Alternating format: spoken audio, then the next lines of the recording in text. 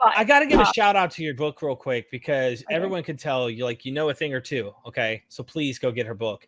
Your book in particular, I don't want to get lost on that, but this is like a shameless plug in the midst of our Paul here. The Origins of Early Christian Literature, Contextualizing the New Testament within Greco-Roman Literary Culture. In this, you talk about how we need to kind of get rid of the romanticizing or oral tradition approach. Not saying there weren't oral traditions, but it's like, this is not like a testable, observable phenomena that we can actually try to find out what the criteria of the Gospels is. And you're saying that it looks like Gospels are similar to what the Greco-Roman elites were writing in and competing in that kind of literature. You really need to get this book. Did I conceptualize that like in somewhat close, or?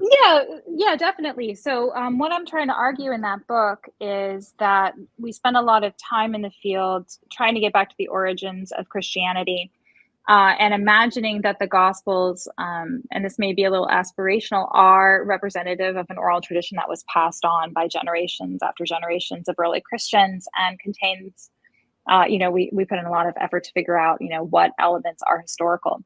And to what extent they represent communities. So often you hear about the Markan community, the Matthean community, the Lucan community, and this idea that the Gospels and anything that they share in terms of literary material must be representative of a shared oral tradition.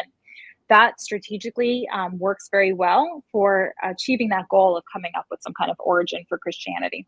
What I point out in the book is that that seems to be a very, as you referenced, romantic idea. And I actually mean that not only in our kind of colloquial sense of romantic, but it's a methodology for approaching the Gospels that I identify goes back to the Romantic period.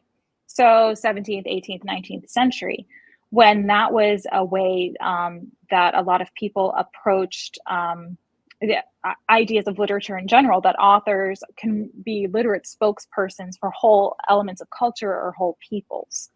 And when you look at the way that Greek and Roman literature was produced in the ancient world, that's not usually how we describe these things. We don't talk about, I think I give the examples in the book of like Virgil's community or, Philo's community. We don't usually attribute literature to communities. And so I go through the book and try to demonstrate that what you have, I don't think, is the evidence of shared oral traditions, but actually three authors in the Synoptic Gospels in particular, where people are exchanging literature. They're exchanging texts, and individual authors are actually trying to come up with their own best version of the story.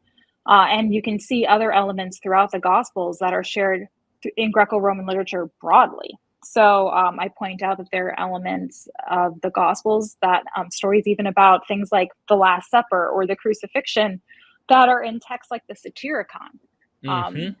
So I kind of go through and or in things like biographies of Plutarch. Now, the idea that the Gospels share things in common with other kinds of literature, like ancient biography or the Greek novel, or even philosophy, things like that, that's not new. But when you think about it in the context of the Gospel authors as normal authors in the ancient world who are just writing stories, it, I think, shifts that frame from imagining the Gospels as these, representative of an oral tradition and a literate spokesperson who's just recording the stories of the church about the historical Jesus. It shifts that frame, and I try to point out that actually these authors are just kind of writing another story in the ancient world. I do want everybody to go down in the description. The book is down there. Please get you a copy. I will come back to this at the end of our episode for sure. And then also, if I may, I want everybody to also check out Myth Vision's Patreon. I work very hard. Please consider joining us there. I mean, this is a middle of the episode, just plug. Working very hard. Every month I get, people who come and go, and it's hard to keep the numbers up. I am trying to do new things, trying to, keep growing what I'm doing here. But I had one video, like a clip, if I could, to play for you, that I kind of think of Paul in, right? Because I've had these conversations where, did Paul believe there was a historical Jesus? He doesn't really care to talk much about Jesus's actual life. And this is a few questions before we get to the super chats. I am going to get to the super chats. We could do one on historical Jesus in the future, but just did Paul think there was a guy And did Paul learn anything from the previous community? Because he talks about, I got my gospel from no human source, Galatians. He loves to do that. And I think he probably did get some of this stuff from earlier people, especially if he says he's persecuting them, whatever that even means. I don't necessarily think it means kill, but I think it could mean annoying. Yeah, there's a problem. He's reporting them. He's trying to get them in trouble, whatever it might be.